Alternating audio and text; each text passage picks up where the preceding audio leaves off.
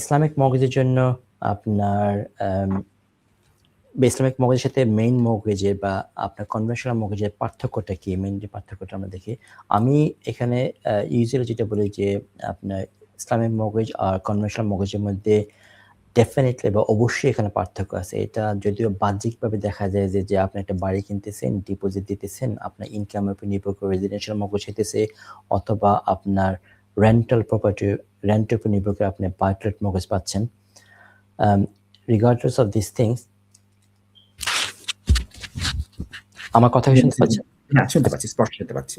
তো আপনার regardless of this similarities, আপনার কিন্তু ডেফিনেটলি এই দুটোর মধ্যে পার্থক্য আছে। আমি যদি সংক্ষেপে বলি ৩টা পার্থক্য। একটা হলো আপনার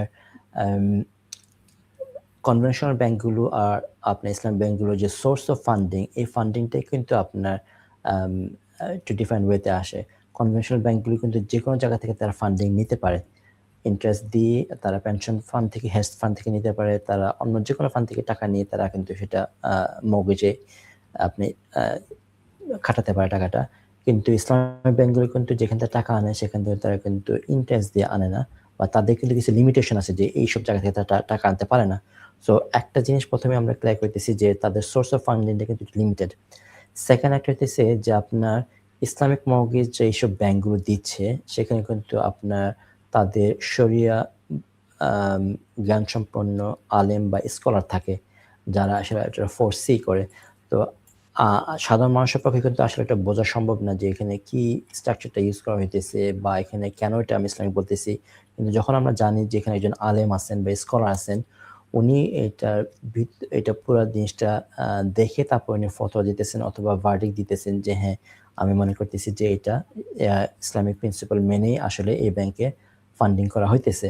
সো এটা কিন্তু আমাদের জন্য একটা বিরাট রিলিফ। কারণ আমার আপনার পক্ষে প্রত্যেকটা ব্যাংকে যে জিজ্ঞেস করে তাদের থেকে ইনফরমেশন নিয়ে যাচাই করা, ইটস কোয়াইট ইম্পসিবল। যে জিনিসটা আমরা ইসলামিক, আমি বলবো যে হালাল কোনো শপে গুলো আমরা এই জিনিসটা দেখি, তাদের আপনার সার্টিফিকেট থাকে। ওটা কিন্তু বলতেছে যে তারা কাদের কাছ থেকে আসলে এই হালাল ফুডগুলো আনতেছে।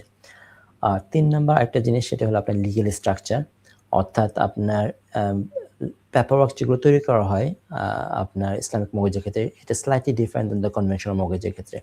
তো ইসলামিক মর্গেজের ক্ষেত্রে যেটা হয়, ব্যাংক নিজেই কিন্তু মালিক থাকে আপনার সাথে। সো আপনি, এটা এরকম না যে শুধু আপনি একা মালিক আর ব্যাংক শুধু আপনার টাকা দিচ্ছে, তারা কিন্তু যৌথভাবে আপনার সাথে এটা মালিকানা, তাদের নামও আসতেছে। এবং আপনি যখন তাদের এই ওনারশিপের টাকাটা বা তারা যে টাকাটা ইনভেস্ট করছে আপনার সাথে, সেটা যখনই আপনি পে করে দিতেছেন তখনই কিন্তু তাদের মালিকানা তারা উইথড্র করে নিতেছে। আনটিল আপনি পুরো টাকাটা তাদেরকে পে করতেছেন, ততদিন পর্যন্ত তারা আপনার কাছে একটা রেন্ট চার্জ করবে, যেটা আসলে আমরা দেখি যে প্রতি মাসে আপনি যে মর্গেজ পেমেন্টটা দিচ্ছেন সেটা কিন্তু আসলে তাদেরকে আপনি রেন্ট হিসেবে দিতেছেন, যেহেতু প্রপার্টিটা আপনি দখল করতেছেন অথবা আপনি এখান থেকে বেনিফিট পাচ্ছেন বা আপনি এটাকে ভাড়া দিয়ে আপনি একটা ব্যবসা হিসেবে ইউজ করতেছেন। তো এই যে আপনি প্রপার্টিটা আপনি ইউটিলাইজ করতেছেন, এটার জন্য তাদেরকে একটা রেন্ট দিতেছেন। এই ৩টা আমি বলবো হচ্ছে বড় অঙ্কে, যে আপনি কি কারণে দুইটাকে আমরা বলি যে আসলে separate, is not, they are not the same. আরেকটা কোয়েশ্চেন এখানে আছে, অনেকগুলো প্রশ্ন। ফার্স্ট টাইম বায়ারদের জন্য ইসলামিক মর্গেজ ক্ষেত্রে কোনো স্কিম আছে কিনা? Unfortunately no. ইসলামিক ব্যাংকগুলো যে মর্গেজ করে সেখানে কিন্তু অন্য কোনো স্কিমের সাথে তারা কাজ করতে পারে না এখনো পর্যন্ত, যেই ভাবে তারা কাজ করে রাখে। সো আপনার প্রপার্টি যদি কোনো স্কিমের আওতা হয়, স্কিম বলতে এখানে বলতে হচ্ছে right to buy, help to buy, shared ownership, first buy, এই ধরনের বিভিন্ন রকম স্কিম আছে যেগুলো আপনার বিভিন্ন জায়গাতে বা বিভিন্ন সেক্টর ইউজ করা হইতেছে। এই ধরনের কোনো স্কিম থাকলেই সেখানে কিন্তু ইসলামিক মর্গেজ পাওয়া যায় না। সো যদি কেউ ইসলামিক মর্গেজের মধ্যে প্রপার্টি কিনতে হয়, সেক্ষেত্রে আপনাকে ওপেন মার্কেট থেকে প্রপার্টি কিনতে হবে, অর্থাৎ গভর্নমেন্টের কোনো স্কিম অথবা কোনো কাউন্সিলের স্কিমের সাথে আপনার এই মর্গেজগুলো আসলে যায় না।